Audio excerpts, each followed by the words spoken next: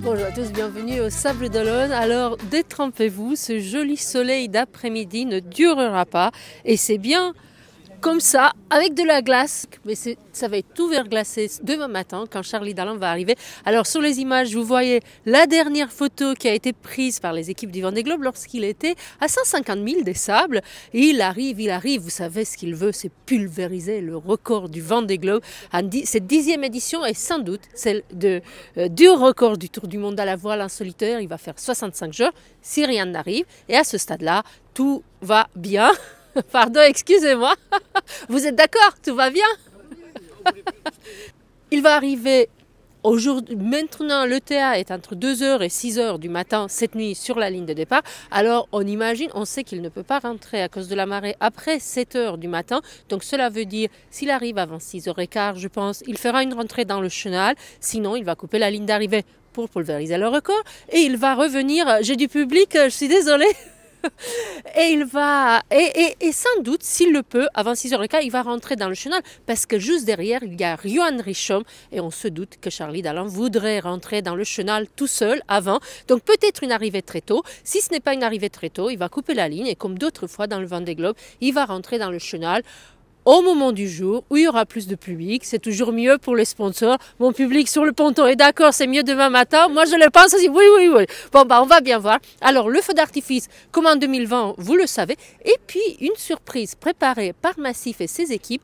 Lorsque c'est bien fait, c'est assez époustouflant.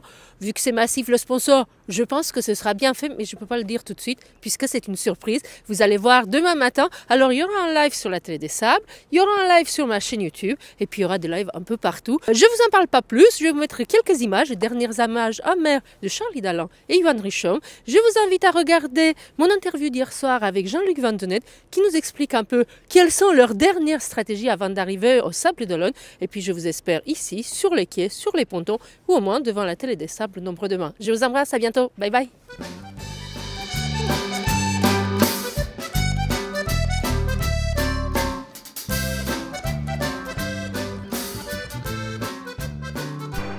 Passage par le Finistère avant de redescendre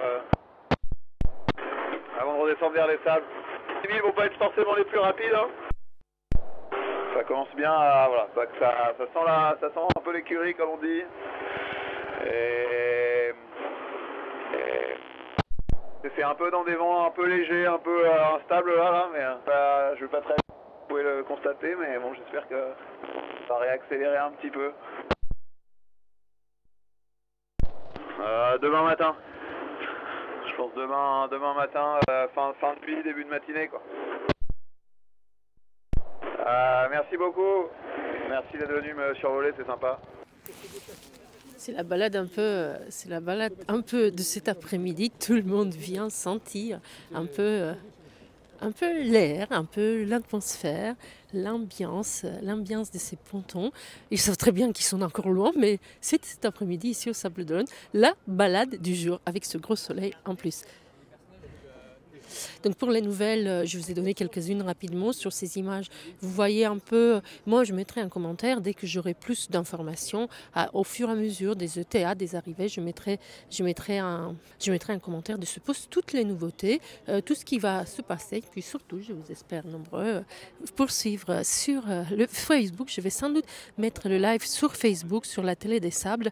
Et puis ensuite, je reviendrai ici avec un résumé des meilleurs moments du live que je posterai dans la journée, dans la matinée, juste après son arrivée. On va faire une version courte pour que vous voyez les moments les plus importants. Sur ce, je vous embrasse à cette vidéo demain matin. Bye bye.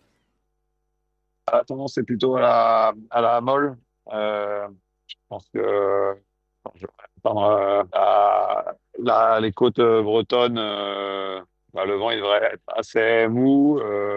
Et ça va être du vent voilà, proche de l'est. Donc voilà, ça va me permettre de redescendre en tirant quelques bords, mais des bords a priori plutôt rapprochant bâbord vers les sables. Toujours pareil, hein, c'est concentration, se concentrer, c'est de continuer à me reposer, à bien manger, à bien régler le bateau. Voilà, les conditions sont quand même assez instables, donc j'essaye de trouver le bon compromis pour que le bateau avance toujours à une vitesse acceptable.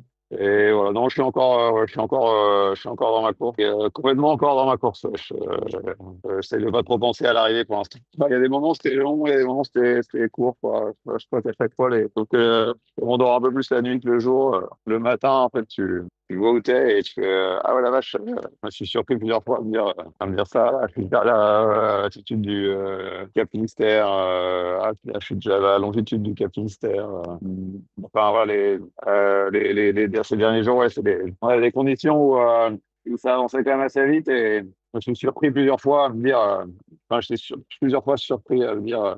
On avait beaucoup de terrain, on parcourait beaucoup de distance en peu de temps. C'est sûr que c'est toujours quand on est proche de la destination du voyage que le temps passe un peu moins vite, quoi. Comme quand on part en vacances, c'est toujours le dernier kilomètre le plus long, quoi.